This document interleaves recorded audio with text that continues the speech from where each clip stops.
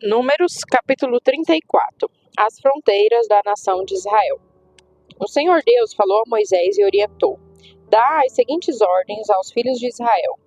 Quando entrardes na terra de Canaã, essa será a terra que vos caberá em herança, e suas fronteiras serão essas. A região meridional do vosso domínio, o lado sul, começará no deserto de Zin, próximo à fronteira de Edom. Do lado oriental, a leste, a vossa fronteira sul terá início desde a extremidade de Ian a Melá, o mar salgado. Depois passará pelo lado sul da subida de Acrabrim, dos escorpiões. Prosseguirá até Zin e irá para o sul de Cades Barneia. Seguindo, passará por Atzar Adar e irá até Azimon. De Azimon à fronteira fará uma curva e se juntará ao ribeirão que faz fronteira com o Egito e terminará no mar. Portanto, tereis por fronteira marítima o Yam Agadol, o grande mar. Esse vos será o limite ocidental, a oeste. Esta será a vossa fronteira norte, setentrional. Traçareis uma linha desde o grande mar até o monte Or. E da montanha de Or traçareis uma linha até Lebo Amate, sendo que o limite da fronteira será Zalade. Prosseguirá em direção a Zifron e terminará em Atzar Enam. Essa, pois, será a vossa fronteira norte. Em seguida, traçareis vossa fronteira oriental de Atzar Enam a Sefã. A fronteira descerá de Sefã em direção a Arbel, ao oriente de Aim. Descendo ainda, tocará a margem oriental de Quinerete, mar da Galileia. A fronteira seguirá então ao longo do Iardém, Jordão, e seus fins serão no mar salgado. Essas, portanto, serão as 4 fronteiras da vossa nação. Então Moisés deu as seguintes ordens aos filhos de Israel: Esta é a terra que repartireis como herança para vós, por meio de sorteio, e que Yahvé ordenou que se desse às 9 tribos e à meia tribo. Porquanto a tribo dos filhos de Ruben, com suas famílias, e a tribo dos filhos de Gade, com suas famílias, já receberam sua herança. A meia tribo de Manassés já recebeu igualmente sua herança. Essas 2 tribos e meia receberam sua herança no lado leste do Jordão, frente a Jericó, na direção do nascer do sol. Os líderes na partilha de Canaã. Então Yahvé ordenou a Moisés: Estes são os nomes dos homens que repartirão a terra por herança entre vós: Eleazar, o sacerdote, e Josué, filho de Num. Designareis, pois, um príncipe de cada tribo para cooperar na distribuição da terra.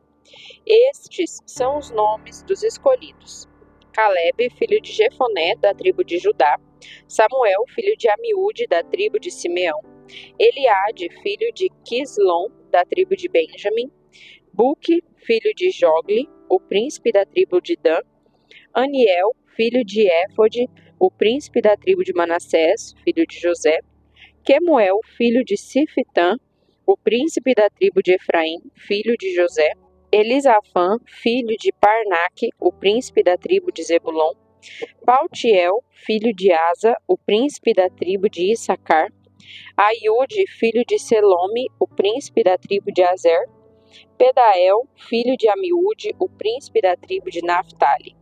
Portanto, foram esses os homens a quem Yahvé ordenou que partilhassem a herança aos israelitas na terra de Canaã.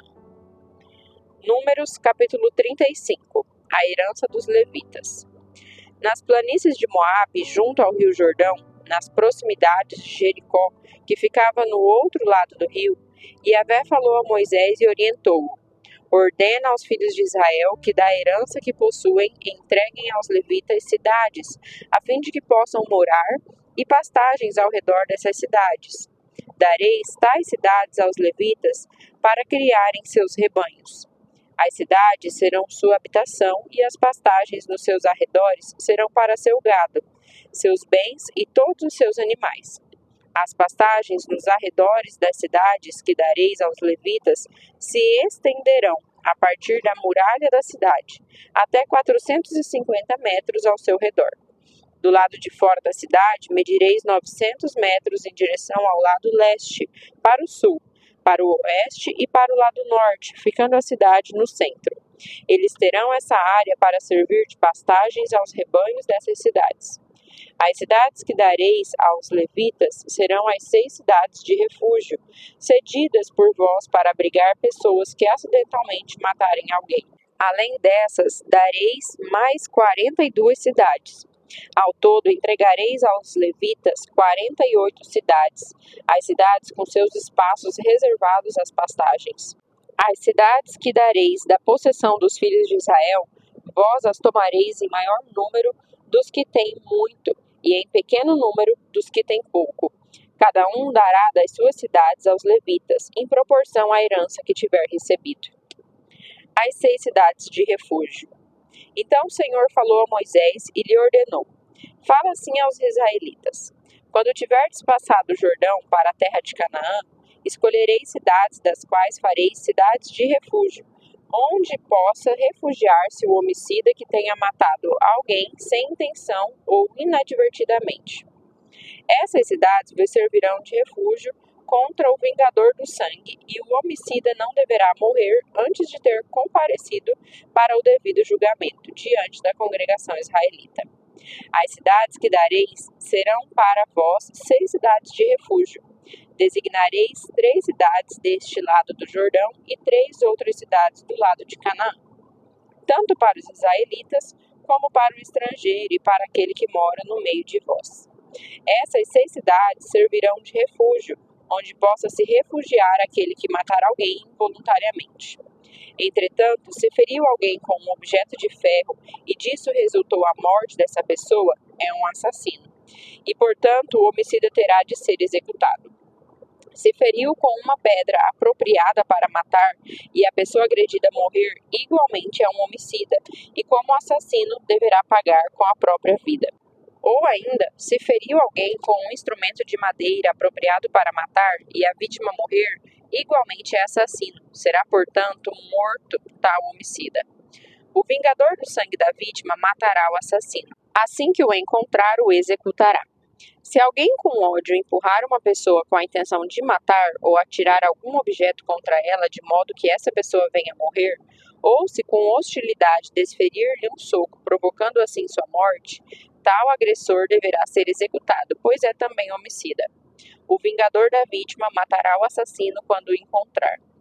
Contudo, se empurrou a vítima fortuitamente, sem ódio e violência, ou atirou um objeto contra ela sem a intenção de matar, ou ainda sem notar a presença da vítima, deixou cair sobre ela uma pedra que pudesse matar e disso resultou a sua morte, embora não alimentasse contra ela nenhum rancor e não lhe planejasse mal algum, a comunidade julgará, segundo essas regras, entre o que feriu e o vingador do sangue da vítima, e salvará o homicida da mão do vingador da vítima e o enviará de volta à cidade de refúgio para onde tinha fugido.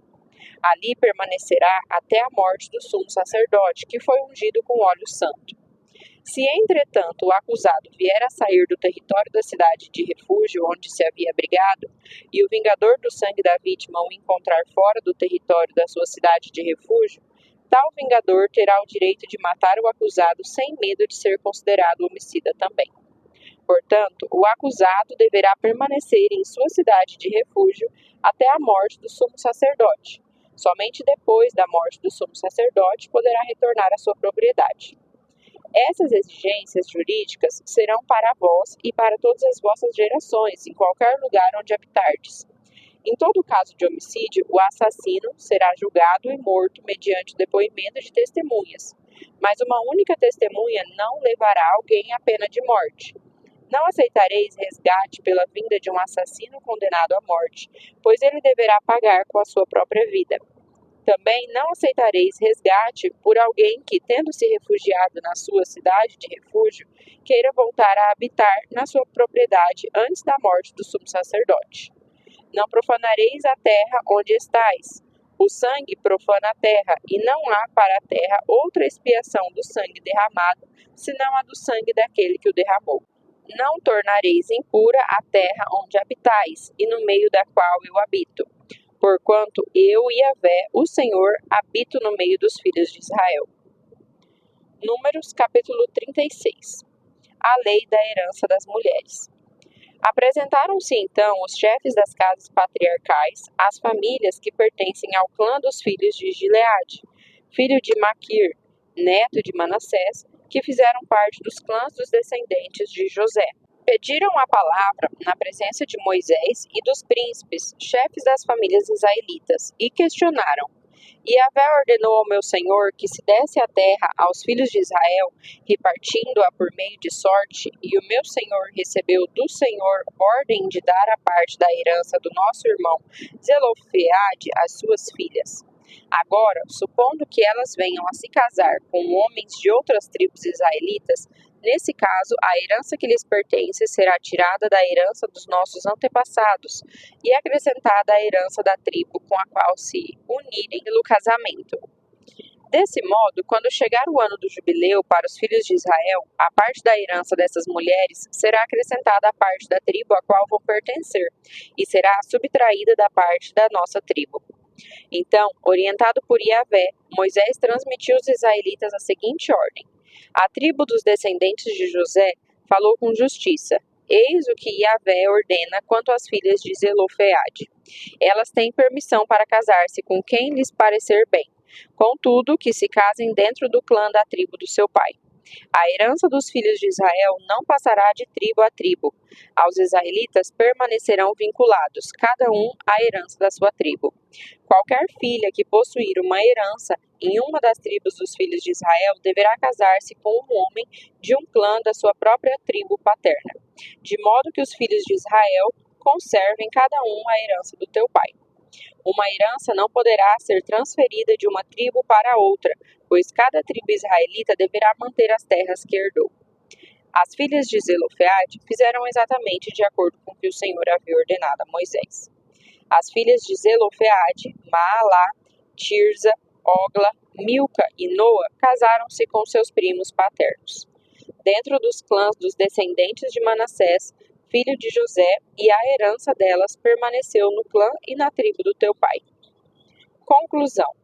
Portanto, são essas as leis e os mandamentos que Yahvé ordenou aos israelitas por intermédio de Moisés, nas campinas de Moabe, junto ao Jordão, a caminho de Jericó, que ficava no outro lado do rio.